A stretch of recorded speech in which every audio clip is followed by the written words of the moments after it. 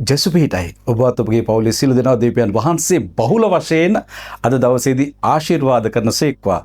අද දරුවෙනි අද ජේසුස් ක්‍රිස්තුස් වහන්සේගේ පෙරමග සූදානම් කරන්නා වූ ස්නාවක ජෝම් මුනිතුමන්ගේ උපන් මංගල්‍ය සමරනු ලබනවා.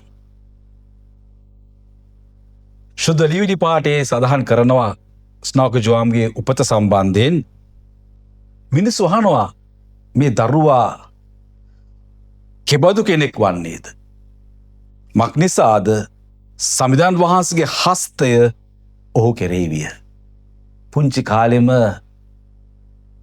ජනතාවත් දැක්කා දෙවියන් වහන්සේගේ හස්තය මේ දරුවා කෙරෙහි තිබුණ බව. සකරියස්ට සහ එලිසබෙත් හට ඔවුන්ගේ මහලු වයසේදී මේ දරු සම්පත ලබා දුන්නේ දරු හුරතල් නැරඹීමට නෙවෙයි. ආත්මාර්ථකාමීත්වය උදෙසා නෙවෙයි. ජේසුස් වහන්සේගේ පෙරමග සූදානම් කරන්න හැටියටයි මේ තෑග්ග මේ පවුලට දුන්නේ.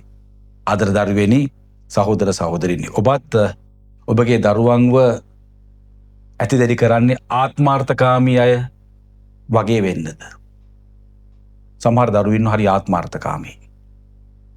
දෙවියන් වහන්සේ ඔබට මේ දරුවෝ දුන්නේ ඔවුන් ආදරෙන් රැක බලාගෙන වරප්‍රසාදයෙන් පිරුණු දරුවන් හැටියට වැඩ කටයුතු කරන්නට ඔවුන් සූදානම් කිරීමටයි. ඔබ බලන්න ඕනේ දරුවන්ගේ දක්ෂතාවය, හැකියාව විතරක්ම නෙමෙයි. ඔවුන්ගේ යහපත්කම, ඒ වගේම දෙවියන් වහන්සේගේ හස්තය ඔවුන් කෙරෙහි තියෙනවද කියලා ඔබ බලන්නට ඕනේ. අන්න ඒ සඳහා ඔවුන් පුරුදු කරන්න. දෙවියන් වහන්සේගේ සමීපයේ ඔවුන්ව ඇතිදැඩි කරන්න.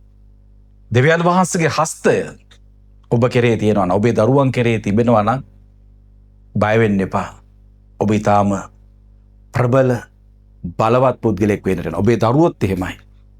ඔබේ දරුවොත් දෙවියන් වහන්සේට ළඟ එන උන්වහන්සේගේ හස්තය ඔවුන් කෙරේ තියෙනවා නම් මේ දරුවොත් ඔබට ආදරවන්ත අය, යුතුයකම් ඉෂ්ට කරන්න පුළුවන් අය, පරාර්ථකාමී අය, දෙවියන් වහන්සේගේ රාජ්‍ය වෙනුවෙන් වැය වෙන කැප වෙන අය බවට අනිවාර්යයෙන්ම පත් වෙනවාමයි. ඔවුන් මොන තලයේ හිටියත්, මොන ක්ෂේත්‍රයේ හිටියත්, මොන රැකියාවේ හිටියත් දෙවියන් වහන්සේට ප්‍රසන්න දරුවන් බවට, උන්වහන්සේගේ මෙහෙවරට අනිවාර්යයෙන්ම අතහිත දෙන පුද්ගලයන් බවට පත් වෙනවාමයි. ඒ නිසා යාඥා කරන්න, දෙවියන් වහන්සේගේ බලවත් වූ හස්තය ඔබත් ඔබේ දරුවනුත් අත්දකින්න. ජෙස්පීටයි.